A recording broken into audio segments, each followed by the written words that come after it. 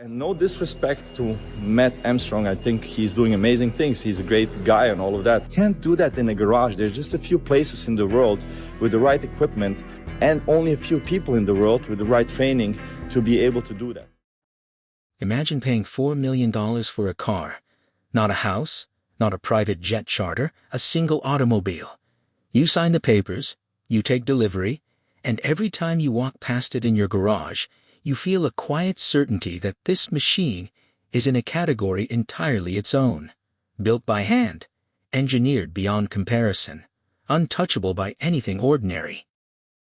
Now imagine a YouTube mechanic picks up a wrench, starts peeling back the bodywork of one of those very cars, a crashed one, granted, but still, and the camera zooms in on a part number. And that part number? It belongs to the same industrial catalog that builds the Volkswagen Golf. That is exactly what happened, and the automotive world has not stopped talking about it since. This is the story of Matt Armstrong, a wrecked Bugatti Chiron per sport worth millions, and the moment a teardown video cracked open one of the most expensive illusions in the car industry. To understand why this story exploded the way it did, you first need to understand what a Bugatti Chiron per sport actually represents. The Chiron is not simply an expensive car. It is a statement about what money can buy when an entire engineering organization is pointed at a single, almost irrational goal: building something faster, more sophisticated, and more exclusive than anything else on the road. The standard Chiron already produces over 1,400 horsepower from an 8-liter, quad-turbocharged W16 engine, a layout so unusual that almost no other road car has ever used it. The per-sport variant pushed that concept further, sacrificing a little top-speed focus in exchange for sharper handling, revised aerodynamics, a reworked suspension setup, and a shorter gear ratio that makes the car feel more aggressive through corners. Only around 60 per-sport units were ever produced, at a base price exceeding $3.5 million before any customization, before shipping, before any of the bespoke personalization options Bugatti offers its clientele. The car occupied a price point where most buyers have never had to think about money in any meaningful way. It is the kind of vehicle that exists at the intersection of engineering ambition and pure status. For years, Bugatti carefully cultivated an image to match that price. Every Chiron is hand-assembled at the atelier in Molsheim, France, a small Alsatian town where the company was founded over a century ago. Technicians spend hundreds of hours on each car. The carbon fiber monocoque chassis is manufactured to tolerances measured in fractions of a millimeter. The paint process alone can take weeks. The experience of buying a Bugatti is deliberately theatrical: factory visits, personal consultations, extensive color matching sessions. The message, reinforced at every touch point, is simple. This is not a product. This is a work of art, and art, by definition, is unrepeatable. One of those 60 per sports belonged to Alex Gonzalez, a Florida-based content creator with a significant social media following. By 2024, the car had become a well-documented part of his public image, appearing in videos, at events, and across platforms where expensive cars function as both personal expression and audience currency. Then came the crash. There was nothing cinematic about it. No racetrack, no mountain road, no blurred lane markings at triple-digit speeds. Traffic slowed unexpectedly. Braking cascaded through vehicles in sequence. The pure sport absorbed a violent rear impact. Despite being struck from behind rather than front-on, the front structure of the car took catastrophic damage. Carbon fiber bodywork shattered. Aerodynamic channels collapsed. Suspension geometry shifted. The headlights themselves, worth tens of thousands of dollars apiece, were destroyed. Deployed airbags confirmed the incident had gone well beyond cosmetic territory. A Bugatti technician was flown in from Europe to inspect the car in person. The conclusion was predictable and brutal. Once repair costs approach or exceed certain financial thresholds relative to a vehicle's insured value, even ultra-rare machines get declared economically impractical to restore. The per sport was written off. It entered the salvage auction system, eventually landing at Copart, where wrecked exotic vehicles are cataloged and sold. Gonzalez bought it back himself. Reports place the repurchase figure at roughly $1.6 million, with additional fees pushing the real cost even higher. On paper, the decision looked like a bad one. In practice, it set the stage for something far more interesting. Matt Armstrong entered the picture. Armstrong had already built a substantial YouTube audience around the business of rebuilding heavily damaged performance and sports cars, sourcing wrecks, tearing them apart on camera, fabricating or sourcing replacement parts, and returning them to driving condition through skill, persistence, and an often alarming willingness to tackle cars that most professional workshops would refuse. A crashed Chiron Per Sport was in a different category entirely from anything he had worked on before, but that was the point. Before a single panel came off, the rebuild hit a wall that had nothing to do with engineering. Bugatti refused to participate.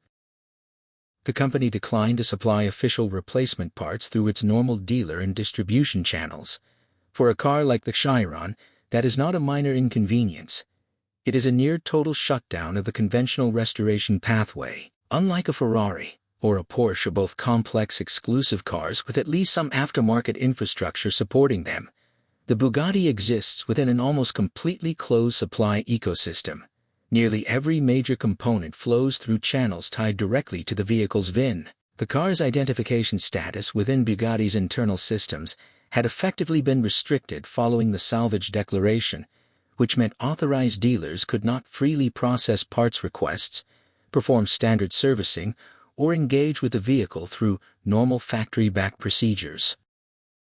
Mate Rimac, the entrepreneur who now oversees Bugatti's parent company structure, publicly questioned whether an independent rebuild of this scale could meet factory-level safety and engineering standards. His concern was not unreasonable.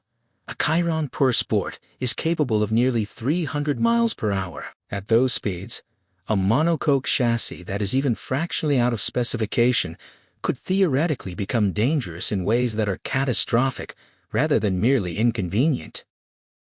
But the Armstrong team interpreted the situation differently. To them, the Chiron was still a machine, extraordinarily complex, yes, controlled, yes, but ultimately built from physical components that could be measured, scanned, reverse-engineered, and reconstructed. They began sourcing parts independently. They fabricated damaged sections. They reverse-engineered solutions. They worked entirely outside the manufacturer's framework. And then they started taking the car apart on camera. The rebuild was documented across a long-form YouTube series that accumulated millions of views as episodes were released. Audiences came for the engineering. They stayed for the discovery. As Armstrong and his team stripped the Chiron Per Sport layer by layer, past the carbon bodywork, past the aerodynamic assemblies, past the outer systems and into the car's hidden architecture, the cameras caught something unexpected. Component after component carried part numbers and supplier codes that belonged to the Volkswagen Group industrial catalog. Not Bugatti-specific codes, not exotic. One-off part numbers commissioned exclusively for a $4 million hypercar. The same numbering and cataloging format used across Audi, Volkswagen, Porsche, Bentley, Lamborghini, and Skoda. The detail that ignited the most online reaction was the passenger airbag module. The visible markings and physical architecture of the component appeared strikingly consistent with parts associated with Volkswagen Group's MQB platform, the modular transverse matrix architecture that underpins a vast number of mainstream and near-mainstream vehicles globally, including the Audi A3 and the Volkswagen Golf. The MQB platform supports vehicles retailing anywhere from roughly $25,000 upward. Armstrong reportedly sourced a visually comparable unit through secondary channels for a few $100s. The internet reacted with immediate and overwhelming outrage. Social media posts, automotive forums, and comment sections flooded with variations on the same question. How can a car sold for $4 million contain a part that costs a few $100s to source through a standard Volkswagen dealer network? Bugatti owners, some of whom had spent upward of $5 million on their vehicles after customization, began expressing genuine alarm. The hashtag variations around this discovery trended across multiple platforms. Even people who had never considered buying a Bugatti. Most people, by definition, found themselves outraged on behalf of buyers they would never meet. Before accepting the internet's verdict, it is worth understanding what is actually going on inside a hypercar's component architecture, because the reality is considerably more nuanced than the outrage suggested. Modern hypercars, without exception, use shared supplier ecosystems for a wide range of internal components: airbag modules, sensor assemblies, electronic control units, wiring looms, connectors, relays, switches. These are not systems that manufacturers typically develop from scratch. Developing bespoke hardware for every single subsystem in a vehicle would multiply engineering costs dramatically while simultaneously introducing reliability risks, since mass-produced components benefit from millions of cycles of real-world testing and refinement that a purpose-built one-off never could. Ferrari does this. McLaren does this. Lamborghini does this. Every supercar and hypercar manufacturer in the world sources components through broader industrial supplier networks for systems where the function matters far more than the branding. The airbag in a Bugatti Chiron needs to deploy with precisely calibrated force at precisely the right moment in precisely the right direction. Whether the module carrying that mechanism was originally designed for a Golf is, from a pure engineering standpoint, largely irrelevant. What matters is whether it meets the safety certification standards required for installation in the Chiron. Those standards are not trivial, and meeting them is not cheap. What the teardown exposed was not fraud. It was the economics of exclusivity laid bare. When you buy a Bugatti, you are not paying $4 million purely for the molecular composition of its components.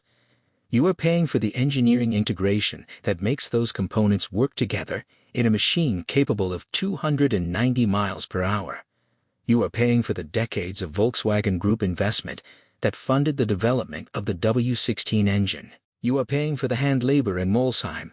You are paying for the brand architecture, the heritage, the mystique, the customer experience, the lifetime relationship with the company's service network.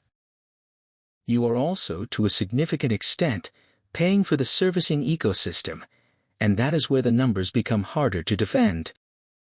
Consider what Bugatti's closed servicing structure does to the cost of ownership.